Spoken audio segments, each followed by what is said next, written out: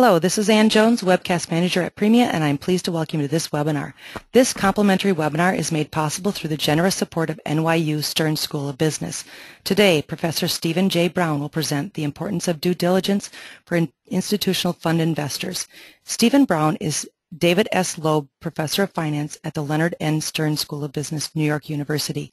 He graduated from Melbourne High School and Monash University in Australia and studied at the University of Chicago, earning an MBA and a PhD. Following successive appointments as a member of the technical staff at Bell Laboratories, where he spent time on assignment as district manager in the AT&T Pension Fund and associate professor at Yale University, he joined the faculty of New York University in 1986.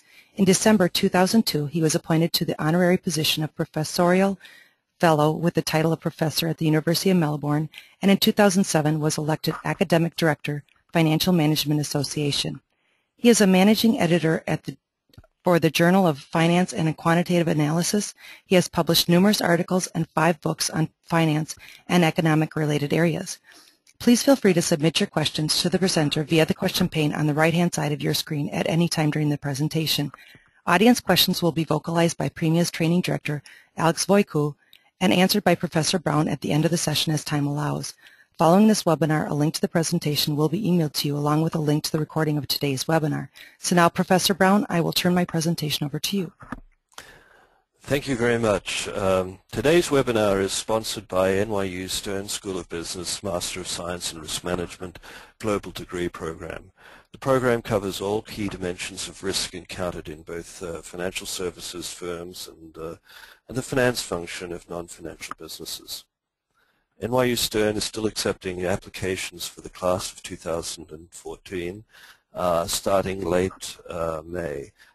There is also an exciting opportunity to learn more about the program at Risk Lunch and Learn admissions event on Thursday, February 28th at NYU Stern. If interested, please contact the Master of Science in Risk Management Office, information included in the presentation. Thank you. I'm going to start off by giving an overview of what I want to cover in the 45 minutes to an hour that I'm going to speak, and then there'll be a question and answer problem. Basically, I'm going to be talking a lot about operational risk. Operational risk is well defined in Basel, but the actual bring it to practice, there's a lot of quantitative skepticism which I want to address. I'm going to talk about my recent research and the research of others in applying these concepts in the context of fund management. And I'm going to argue that there is actually a simple and direct measure of operational risk that you can devise. And using this measure, I'm able to show that due diligence is actually a source of alpha in a funds management context. But nevertheless, the evidence is pretty clear that unsophisticated investors have the naive tendency to simply chase past high returns regardless of these operational risk characteristics. That's basically the summary of what I wanted, the message I want to convey today. And my remarks are based on a survey piece that I wrote that's available without charge from the Social Science Research Network, and the link is on the presentation. Okay. The first thing I'd like to do is ask a question of the audience assembled here. The first question I ask is, if you work at a fund management company, to whom does your head of risk management report? Is it to the chief financial officer? To the chief investment officer?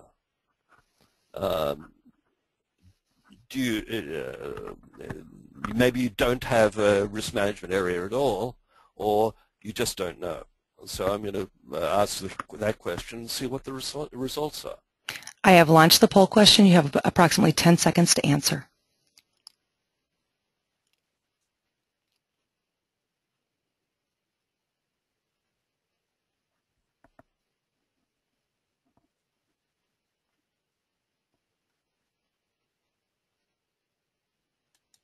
I have closed the poll. We'll share the results now. We had 45% said A, 35% said B, 10% C, and 10% D.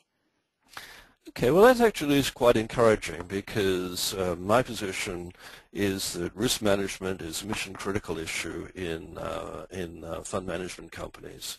And the fact that the head of risk management reports to the chief financial officer is, I think, a very encouraging development in the risk management area, and it's becoming increasingly the case, rather than sort of subsidiary issue where this is a function of the chief reporting to the chief investment officer. The second question I have is, in terms of risk exposure, which of the following is most important, do you believe, to the survival of a fund management company? Is it financial risk management, operational risk management, or do you believe that neither of those have much relevance to the survival of the fund management company? I have launched the poll. You have approximately 10 seconds to answer.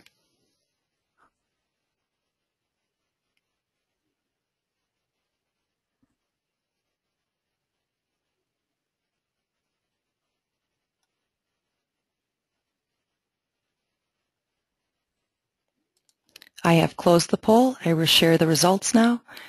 42% said A, 58% said B, and 0% said C. Okay. Well, that is very interesting as well. I think, most people look at the financial disasters, Bering's disaster and other major risk events in fund management as being largely financial risk events. What I hope to show in the course of my remarks today is that operational risk is very important. The analogy I like to use is to heart disease. I mean, when you die, your heart stops. Does this mean that everybody dies of heart disease? No. The question is, why does your heart stop? And the financial risk event is the signal event that is related to the failure of the company. But I'd argue that failures in operational risk management is a necessary precursor to a financial risk event. One good example of this is Amaranth, the fund management company that failed in 2006. Most people think of that as a financial risk event. After all, the fund managers at that company took a large position in natural gas futures. There was a fund of $5 billion. 80% of that was in natural gas contracts. They made a bet that the hurricanes would destroy the natural gas fields of the Gulf, sadly, as the chronicler reports, the hurricane never happened, and so the company went out of business. And most people think of that as a signal evidence of excessive financial risk. When you delve into the facts of that case a little bit more closely, you learn that the trader who actually did the trade was actually working from home. The headquarters of the company were in Houston, and home was up in Alberta, and no financial risk management executive ever visited his home. And he took on all of that financial risk, and there were very limited controls placed upon the operation of that manager. So the real question is whether that was a financial risk event or an operational risk event. I would kind of argue that the Amaranth story is an operational risk event, and that's going to be the context in which I'm going to be talking. Now, financial risk is very important, and most of you will have seen this picture before. It illustrates one of the very few free goods that we have in free lunches available in the finance world. Diversification, naive diversification can diminish risk if you if you put all of your money into one equity security, you could call that 100%, you can diminish your risk by 20% simply by investing in two securities chosen at random and equally dividing your assets between them. You can reduce by a further 10% investing in 3 assets, and once you get to about 30 to 40 assets, you start to reach an asymptote. The asymptote is the risk of the S&P 500. And so naive diversification can reduce your risk from 100% down to 40%, a reduction of 60%. So diversification is a very powerful event. I gave a presentation to Deutsche Bank back in 2001 where they were intrigued by the idea of diversifying into hedge funds. And so what I replicated this experiment and looked at what happened when we added hedge funds into the mix. And you see that just investing in 2 hedge funds chosen at random, you would get to a risk of the S&P 500. And then a further investment in up to 20 hedge funds can reduce your risk to a further 60% of what you'd have investing in S&P 500. Indeed, I had the honor of testifying before Congress in March of 2007, and one of the other witnesses at before the House Committee on Financial Services was George Hall, who was head of the Managed Fund Association. And he made a substantive argument that, if you're investing in hedge funds, terms of investment in hedge funds, now most people would kind of agree that pension funds, it's appropriate for pension funds to be investing in equities. Nobody would disagree with that proposition. And the reality, he pointed out, was that common equities in most cases are more risky than overall hedge funds. And so that a diversified portfolio in hedge funds is substantially less risky than investing in equities. And that's a very powerful argument, which was picked up. There was actually an article in the Financial Times last year, 2 years ago, September 2011, which made the argument that pension funds should be invested in hedge funds, not in equities at all. And you see this picture of the happy couple dancing and happy because their financial security is assured by the fact that their pensions are 100% invested in hedge funds. Now, what's wrong with this picture? Well, when you look at hedge fund failures over the period of the financial crisis, what we see is that a number of hedge funds did fail. But concentrating our attention on diversified strategies, fund of funds or multi-strategy hedge funds, we see that these diversified hedge fund strategies failed with greater frequency than the average hedge fund. Now, these are diversified strategies. Why did we say that these have low or very low risk, whereas in fact investing in these diversified strategies actually had higher risk than investing in just an average hedge fund, which by itself has a lot of risk? And to understand this, well, what went wrong? Actually, this is the immortal words of Warren Buffett. Only when the tide goes out do you see discover who's been swimming naked. And the sign there says, nude bathers will become property of the government. This is the point, and what I'm going to explain to you is that this story about financial risk only is part of the story, that it neglects the important characteristic of operational risk. And I replicated that study that I reported to Deutsche Bank using data from 2000 to 2010. And what I found was very similar results, that when you look at risk falls substantially as you increase the number of underlying funds over the S&P 500.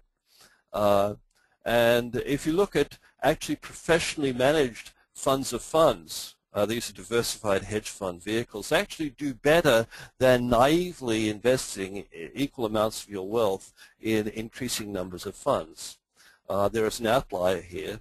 These are hedge funds that invest in an average, this is a group of 7 hedge funds that invest in, on average, about 320 underlying funds, and they all failed.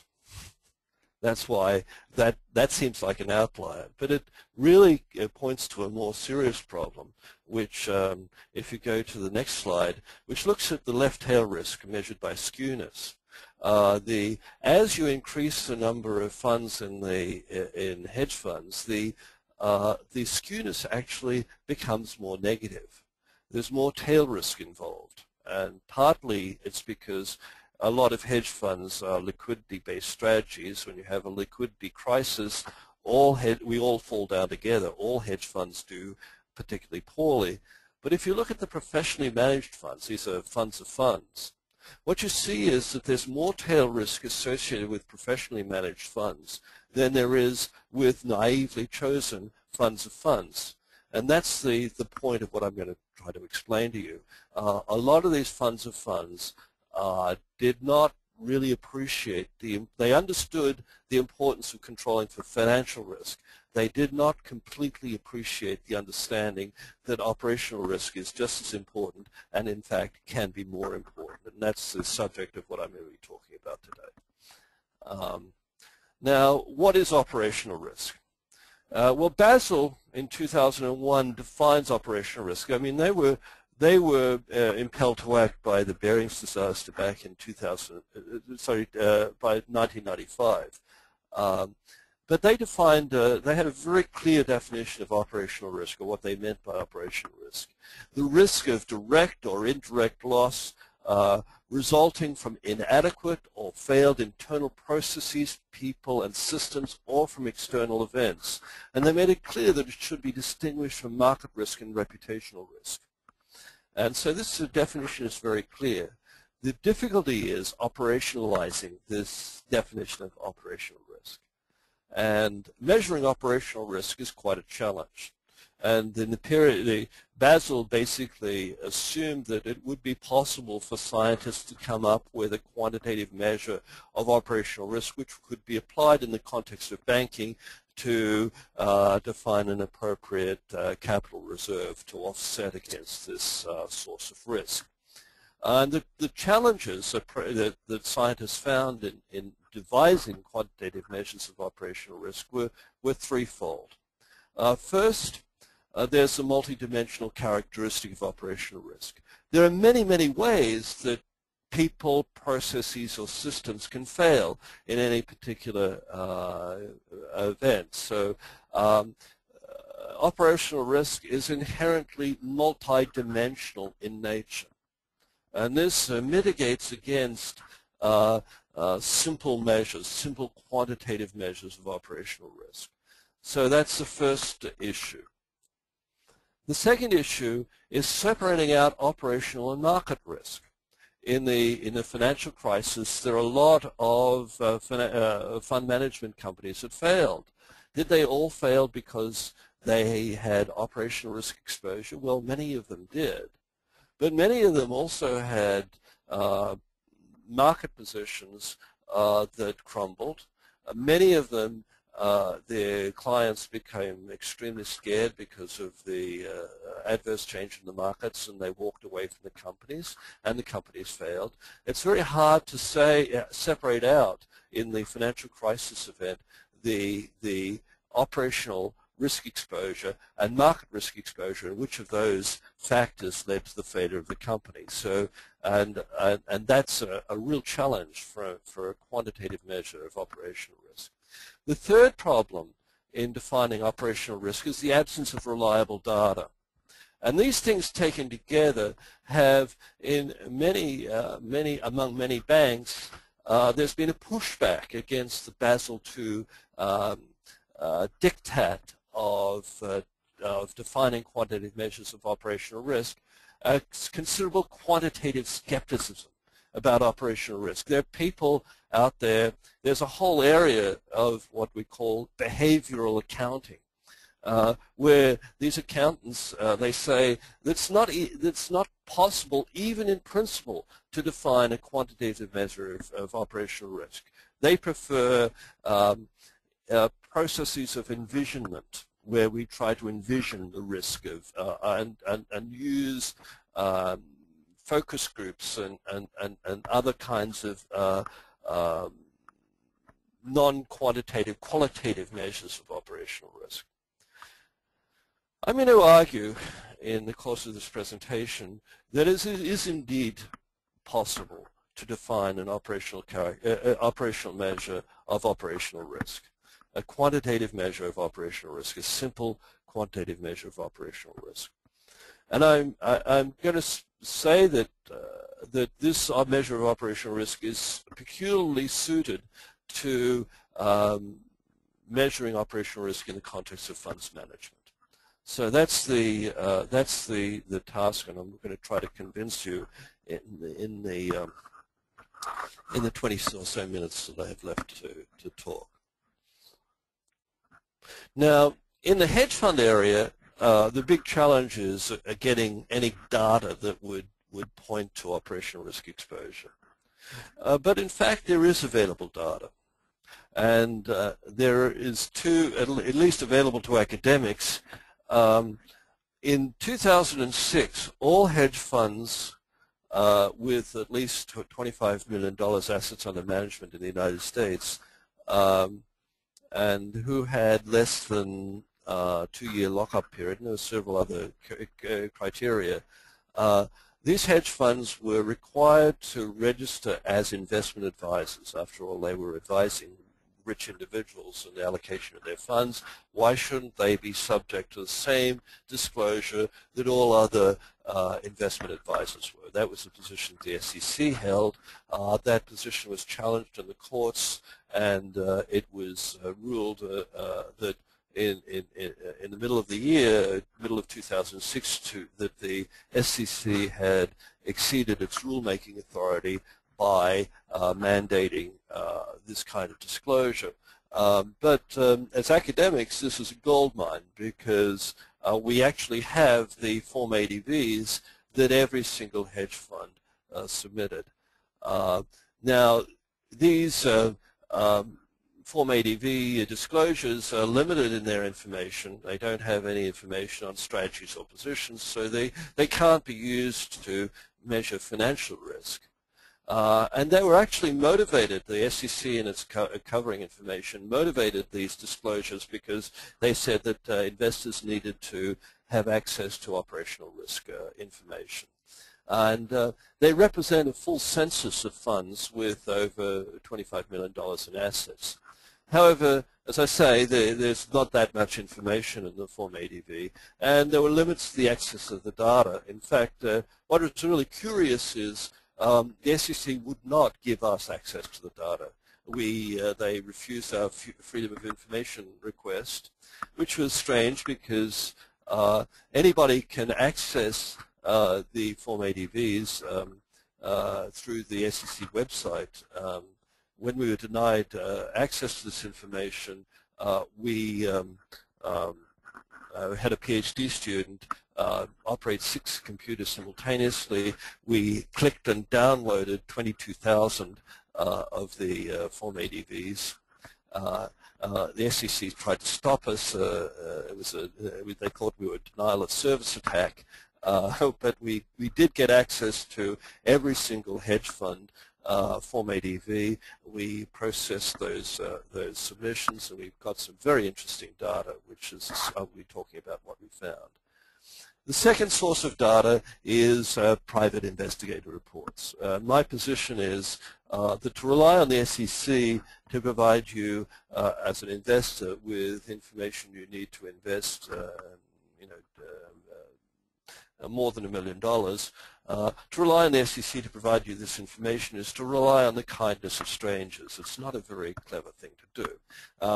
There is a private industry that's set up to provide information about any fund that you like to find information about. And I have collected, my co-authors and I have collected 444 of these private investigator reports. And these private investigator reports provide a rich source of operational characteristics of the firms.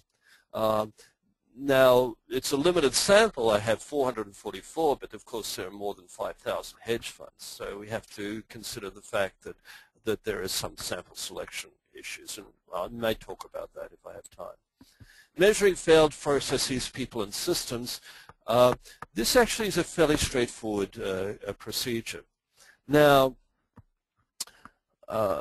it's hard to measure because we can't go into the hedge funds and sort of look at exactly what they do, but we know that if they have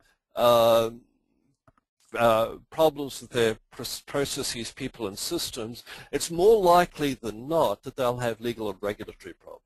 The inference doesn't go the other way. I mean, if you could have lots of frivolous lawsuits or other factors that may lead you to have legal or regulatory problems. But we know that if there is problems with failed processes, people, and systems, it's more likely than not that there'd be legal or regulatory problems. It's a very crude measure of operational risk, but we find it fairly effective. These are documented in mandatory disclosures and also in the private investigator reports. A more interesting study is to look at the correlates of fund failure.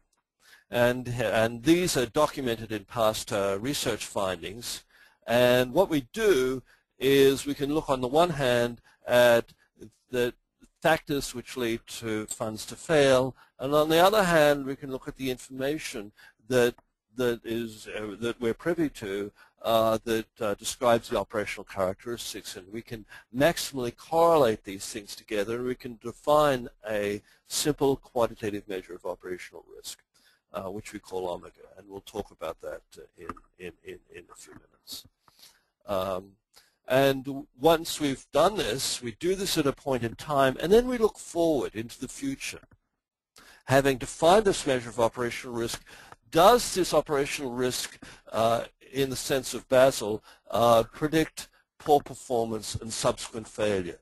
And that's an out-of-sample validation of these measures. And we find that these measures do, in fact, predict poor return and fund failure. So they're validated in the terms of reference of the Basel II definition. Now, I'll just talk a little bit about what we found looking at the form ADVs.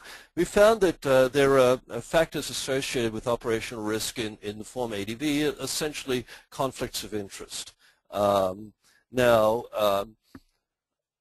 Conflict of interest, if we call problem funds, they're problem funds, and what I mean by problem funds is that they had legal or regulatory issues, and non-problem funds are funds that never had legal or regulatory issues.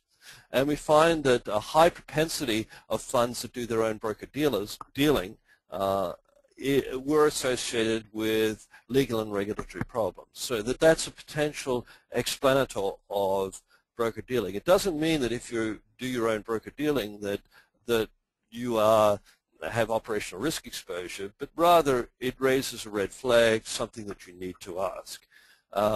Anybody can download these form ADVs. This happens to be the form ADV of Bernard Madoff Investment Securities, which you can download. It's a very informative. It tells you, among other things, that he was managing $17 billion with less than 5 professional staff, which would be, I think, a red flag.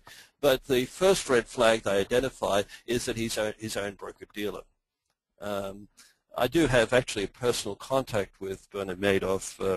In 2002, I was asked to talk to the executive program here, as it often happens to be the case. They want somebody to talk about hedge funds, and I was brought in to talk about hedge funds. And there was one of the students in the class raised his hand and said, "Do you have any information, Professor, about Madoff?" And I said, "No, I don't have any information about Madoff." They said, "Well, doesn't that show? Why not?" And I said, "Well, he doesn't tell me anything." And he said, "Well, doesn't it show you, Professor, that anyone halfway decent, why would they share any information with someone like you?" And I said, well, one response to that is, well, if I were an investor, I wouldn't invest with somebody that's so reluctant to provide census-type information to an academic. And the guy got very upset, and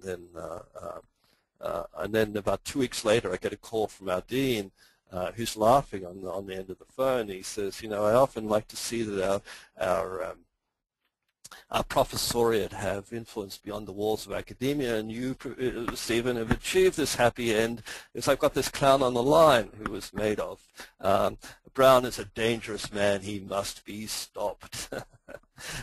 But broker dealing is a potential red flag, and one of the simple things you can do is look for all of these kind of conflicts of interest. Another conflict of interest is a multi-strategy fund. Actually, I was, at the same time that I talked about Madoff, I was invited into Fairfield Greenwich, which was one of the Madoff feeder funds. I didn't know that at the time, but I was asked to do some consulting for them, and when they told me the story about that they could do operational due diligence better than anybody else because they had a business relationship with their fund provider, who obviously was Madoff. And I said, well, you know, if you have a business relationship with your fund provider, then you can't do effective operational due diligence because of the conflict of interest. And the guy at Fairfield Greenwich said to me, well, legal has passed on it. And with that comment, I left the room and chose not to be involved with them, which was fortunate, I guess. Analysis of the Form ADV. These factors, the sophisticated investors didn't need the SEC to tell them that these funds had operational risk exposure. These problem funds had concentrated ownership, and that indeed was a red flag. If people, before they went on the board, would have done their own due diligence. And so, you know, that's if there's a very concentrated ownership, chances are there's a lot of operational risk exposure. The second issue was we found that this is the distinction between financial risk and operational risk. With financial risk, we tell our students that the more leverage you have, the greater is your financial risk, and that is true.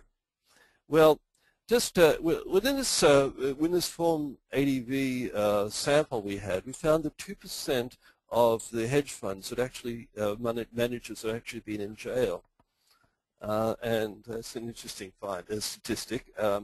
And we might think that that have something to do with operational risk exposure. Now, just imagine you just got out of jail, and you go to your bank manager and you say, "Oh, you know, what are you going to do?" "Oh, I'm going to set up a hedge fund." And you say to the bank manager, "Well, will you lend me money so I can borrow to invest in securities?" They said, "Of course not. You've just come out of jail." So what we find, and this is throughout our study, that operational risk, the greater the operational risk, the lower is the operating leverage of the fund management company. And so operational risk, it's not that it's the higher the leverage, the greater the financial risk. The higher the leverage, the lower the operational risk exposure, because people do their own operational due diligence and won't lend to companies that have high degree of operational risk exposure. So that's the but the finding, and this is throughout our studies, operational risk exposure does not in any way mediate the naive tendency of investors to simply chase past high returns. I'm going to get to now the sort of the preferred way to define operational risk, and I think this has wide applicability. It's called canonical correlation analysis. We have, and there's a lot of research that talks about the correlates of failure in a fund management company. Many of these things are observable. Financial risk factors, operating factors that are observable from the outside.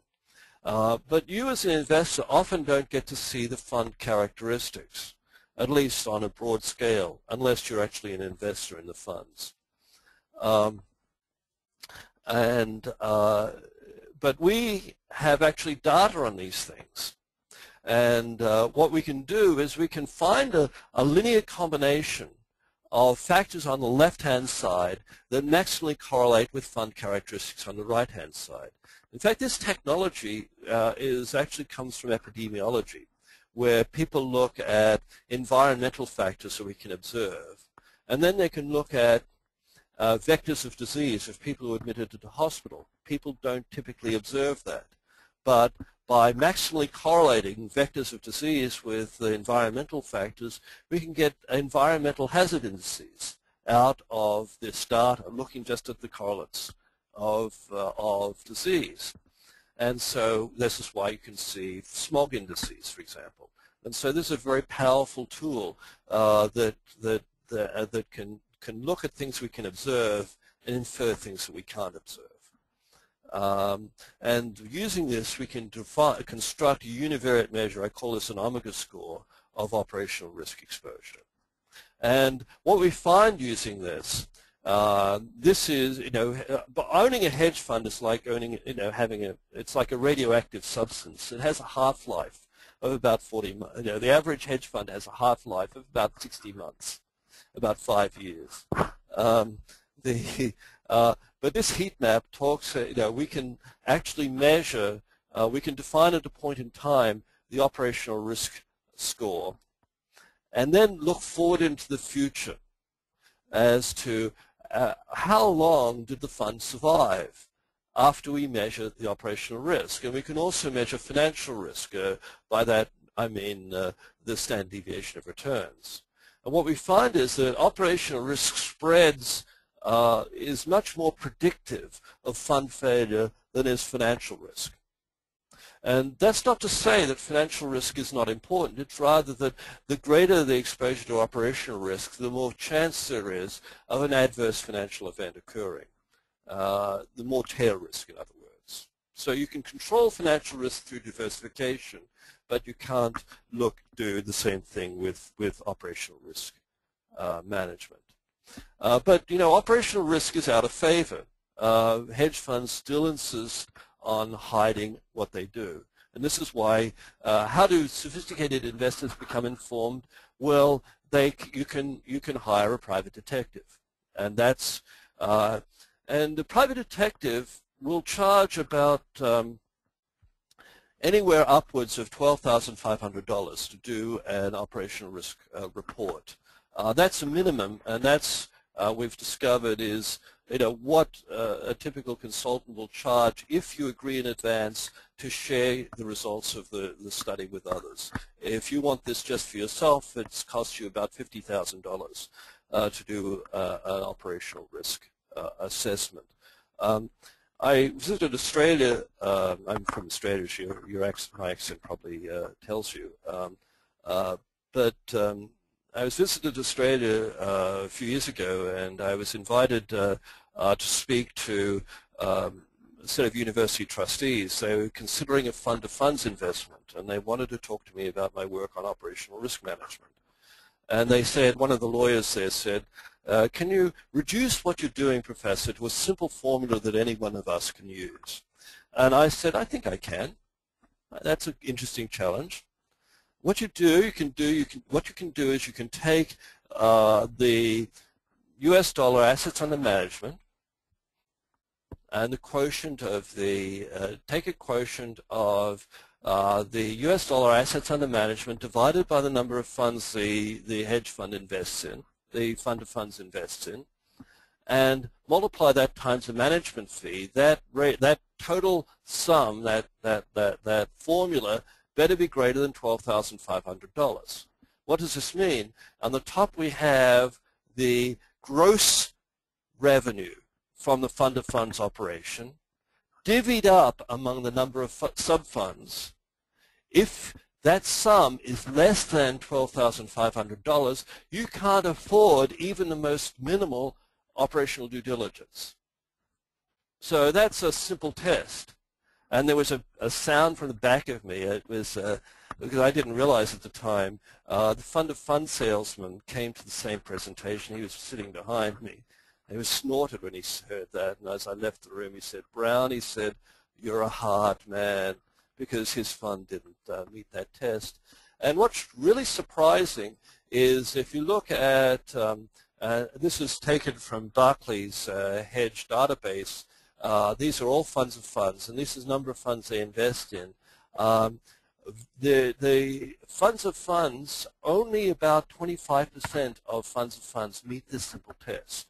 And that's really pretty amazing. This, by the way, looks at gross revenue. They were not counting the fact that they have to pay heat, light, and power, salaries or wages, benefits, whatever, rent. This is if they don't meet that test, they can't afford to do the operational due diligence. We did a further study. We looked at these reports, and we could, and these reports, to understand the context here, what happens is the private investigator who's working on behalf of the investor will call up the fund and ask, can I talk to you about your operations? Either the answer is either yes or no. If no, that's recorded. If yes, an interview is scheduled, and after the interview, a questionnaire is reported, and the private investigator checks the answers against reports from the independent administrator and the courts. Every fact is checked. And we did this study, and we found that, and the results were rather shocking. We found that. By the way, this data was before Madoff. I'm sure the results would be a little bit different now, but we found there was a lot of discrepancy between what the fund manager said and what the independent administrator said. A lot of this can be issues of interpretation. How do you measure returns? How do you measure assets under management? But there was a bright line question, and that was, have you ever been subject to a lawsuit or regulatory action? Answer is yes or no. They could have said yes, but the lawsuits were frivolous in nature. We found 9% of the sample had made misstatements on this critical issue. That's a euphemism. 9% of the sample said they'd never had a lawsuit or had any kind of regulatory action, when in fact they had. We had one of our sample, one of the individuals in the sample said they never had a lawsuit. There were 22 outstanding lawsuits against this guy. So that's a big red flag. And indeed, in the canonical correlation analysis, as I said, these are things you can observe from the data. Previous returns, standard deviation, autocorrelation of returns, size of the fund, leverage, lockup. These are all observable characteristics of the fund. On the other hand, we have all the data we were able to obtain from these 444 private investigator reports. We found that these misstatements are highly correlated with operational risk exposure. You see, what we can do is we can maximally correlate these correlates of failure with these operational characteristics in such a way that we can define a univariate measure of operational risk.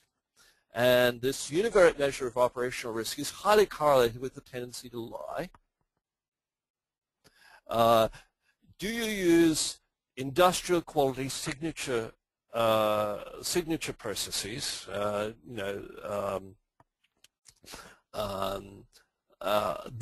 If you do, that's negatively associated with operational risk. Do you use a Big Four auditor? That's negatively associated with operational risk. It's not that Big Four auditors are better than smaller auditors. It's rather that many auditors are subject to legal action as a result if the fund blows up, so that they do their own operational due diligence before agreeing to serve as an advisor. If you do your own internal accounting, that's a red flag. That leads to a higher operational risk exposure. If you lie and do your own internal accounting, that's a big red flag. Okay, so that's highly correlated with operational risk. And we find that operational risk predicts subsequently a low return, and predicts death of the funds, but does not in any way mediate the naive tendency of people to chase past high returns. If you had a high return in the prior period, funds flow assets flow into the fund, whereas knowledge of operational risk has no effect whatsoever on fund flow. Due diligence is indeed a source of alpha. And if we look at funds available for due diligence, the larger, this is in terms of our fund of fund, looking at funds of funds, the larger the fund of funds, the higher the return. But a lot of that high return is associated with the funds available for doing operational due diligence. That explains a large percentage of the return. And in fact, if you look at funds of funds, look at hedge funds, there's sort of diminishing returns to scale with hedge funds, but there are increasing returns to scale with funds of funds. And the reason is that the larger the fund of funds, the more affordable is operational due diligence. The first quintile, when we look at prior assets under management, 26% of funds of funds had less than $25 million assets under management. These are truly tiny funds. There's no way these funds can do any kind of operational due diligence. If we just go one slot further up, we see that there's a big difference in returns, and that difference in returns amounting to looking from the smallest funds to the largest hedge funds. These are the billion-dollar, these are the Fortress, the very big funds of funds. There's a very large, these are returns after fees. So there's 269 basis points of return, which I would argue can be completely attributed to operational due diligence. Okay, yeah, there are implications beyond fund management, the assessment of business risk. Again, this is hard to quantify. Many studies, including colleagues here at Stern, have looked at the correlates of distress. And you can look at, again, the correlates of distress relative to internal control characteristics as a measure of operational risk. So in conclusion, and I'm running out of time, despite fundamental importance of integrity in the delegated asset management business, incomplete disclosure is common among many hedge funds, less so among mutual funds and other more highly regulated entities. There's significant operational risk exposure from conflicts and other factors. Oh, by the way, I didn't say this, but we've also looked at mutual funds, and mutual funds, operational risk exposure in mutual funds is also correlated with higher returns. Sorry, lower returns. It's possible to devise a simple quantitative measure of this risk, and I argue that operational due diligence controlling this risk is a source of alpha in a well-designed fund management strategy. But the sad story is that unsophisticated investors simply chase past high returns. And partly that's the reason why there's alpha associated with controlling operational risk. It's because so many investors in the market don't. And so there's windows of opportunity here. Thank you. I do want to make an editorial comment here. As an Australian, I find it very distasteful that the financial crisis be attributed to a poor, innocent Australian waterfowl, the black swan. Okay, thank you. Thank you very much, Professor Brown, for making the case for operational risk in fund management. And I'm happy to report that according to an industry survey, asset managers have invested most in their operational risk systems in the past 2 years. Absolutely. Absolutely, since Madoff, that's very much the case. Yeah, and they're also spending the majority of their, or the largest bucket of their time on operational risk. So the Right. NYU research is heard by the industry. Right. You make a very good point that we're chasing past returns the same way that we're chasing the pundits that were right yesterday. It looks to me that we are fascinated by hubris. What's the role that hubris plays in this equation? Well, what's really puzzling to me, I came, as the introductory remarks identified, I started out my career at Bell Laboratories, and I worked on assignment to AT&T's pension fund, where I was assigned the responsibility of doing operational due diligence. We had at that time 108 managers, the largest pension fund in the world at that time. This is back in 1980. And we took operational due diligence extremely seriously. And that's for long-only manager space. I found, when I started to be interested in hedge funds, people sort of, operational due diligence went out the window. There was sort of more like trust me. And a lot of hedge fund managers thought that lack of public disclosure was part of their business model, and I think that that's completely false. And I think that is changing. But the managers would say, if you start to ask any questions, will say, well, we don't want to do business with you.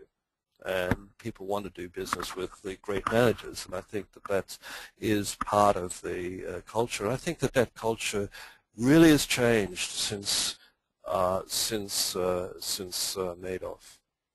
and I'm optimistic. I mean, I published a paper, operational risk, the operational diligence as a source of alpha. I published that paper. It came into my mailbox the very week of the Madoff disclosure. So I think the world has completely changed since then. I think, yes, in the past, hubris was a very important factor which limited the taste for operational due diligence, but I think that that's changing. So there's more emphasis on process these days. Absolutely, absolutely. I think that it's very hard. I mean, the fund management business that business model is being really challenged by regulators, by investors who, with the experience of Madoff, are demanding more and more that they do this operational due diligence.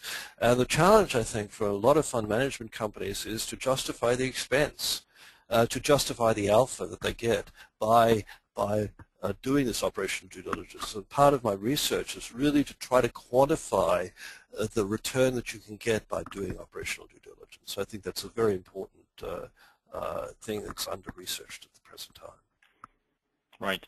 A lot of the hedge funds have hired chief risk officers and are developing their risk functions. How does this play out into the due diligence process? Does it make it easier? Actually, I had lunch with last week with one of the leading fund-to-funds providers in the United States, the chief financial officer there, and he made the observation that yes, that a lot of funds are indeed hiring risk managers. The question is whether this is a marketing device or substantive in nature.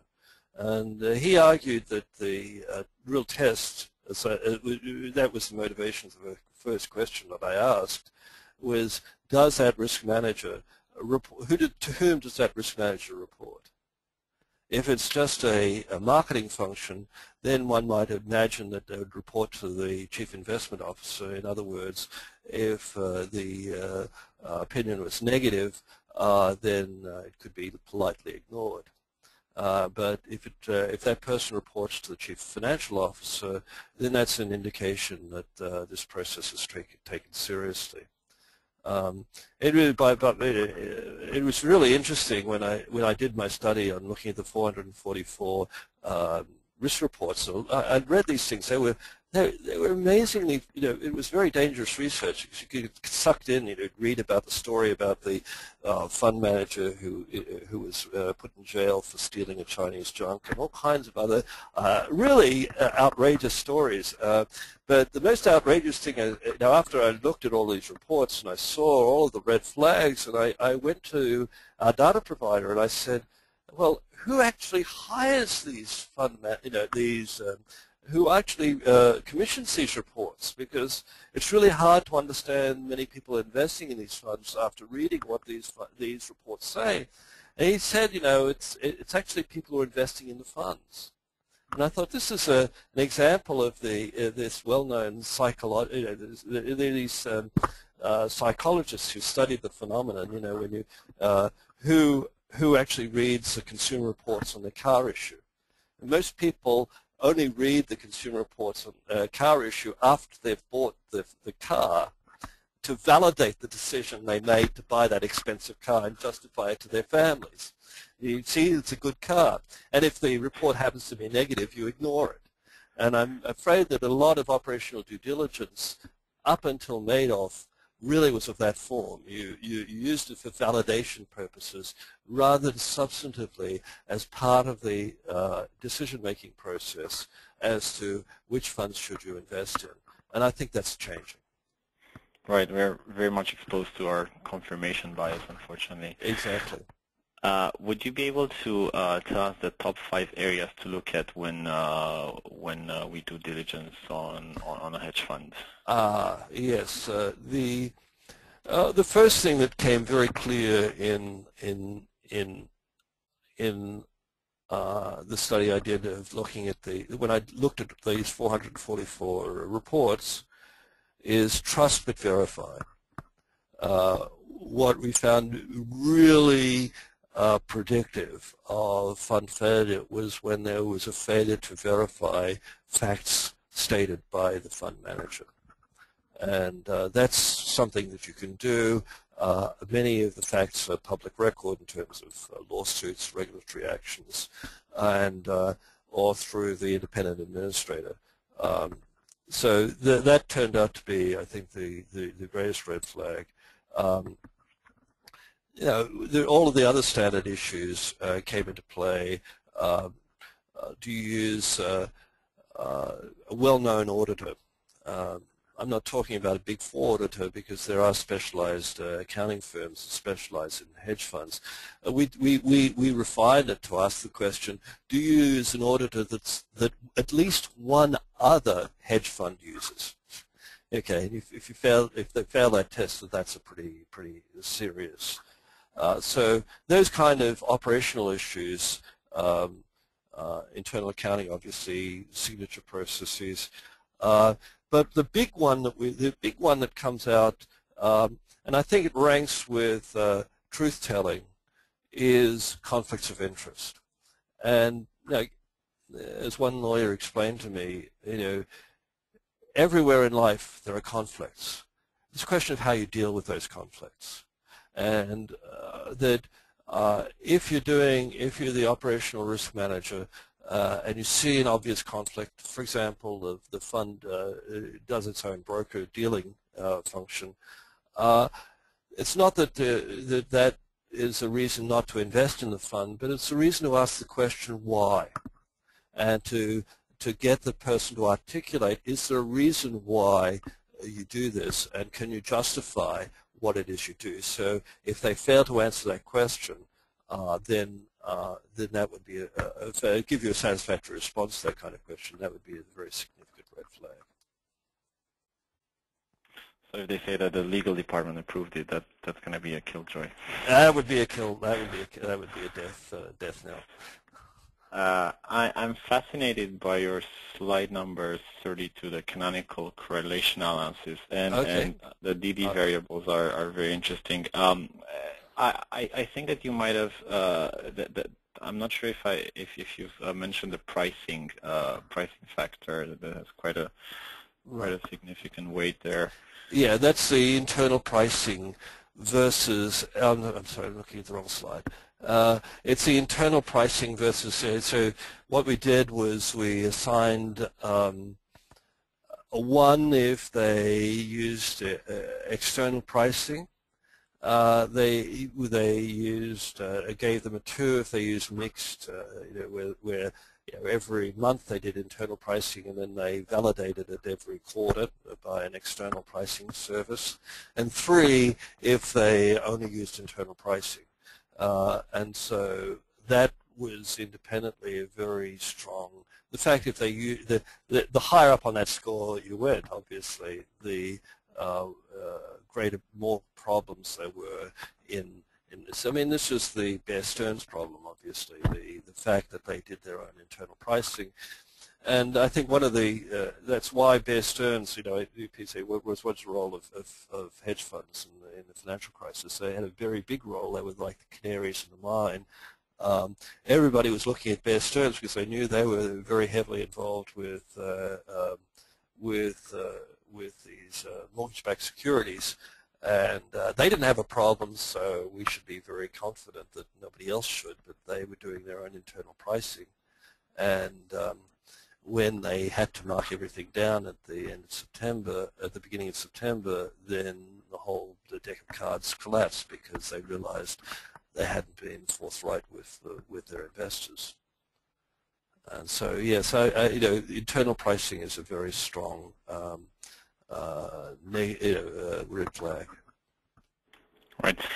You've mentioned earlier in the session that Barings was an operational risk event. Can you expand on that story a little bit? Well, Amaranth was an operational risk event, I would argue. I would argue also that Barings, I've actually written a study on the Barings. I studied that. In fact, I've actually got to I know more than I really should know about that incident. I got to speak with Nick Leeson's counterparty before he went to jail at Yamiche Securities. And the complete lack of operational control over, the conflicts of interest were very clear in that circumstance. Why was Nick Leeson sent down to Singapore when everybody wanted him to actually run the operation in London? It's because the Financial Services Authority in England wouldn't allow him, again, an operational risk issue. Why? Because he'd committed I think £5 million fraud against National Westminster Bank, and he was not qualified to be a trader on by the Financial Services Authority. So what did they do? Instead of firing the guy, they sent him down to run their operations down in Singapore. Now, and then he lost £8 billion sterling on essentially doubling down. My research shows that he doubled down from the very start of his operations there. Now, was this a financial risk event? The loss of $800 million, according to the normal accounts, it was because of the Kobe earthquake and his inability to cover his positions when the Kobe earthquake occurred. Was that a financial risk event? No, I would argue very strongly that was an operational risk event. It's interesting that probably Barings was where we're concerned they were retaining talent, but but indeed he's been misrepresenting the use of funds gravely there. Absolutely. Absolutely.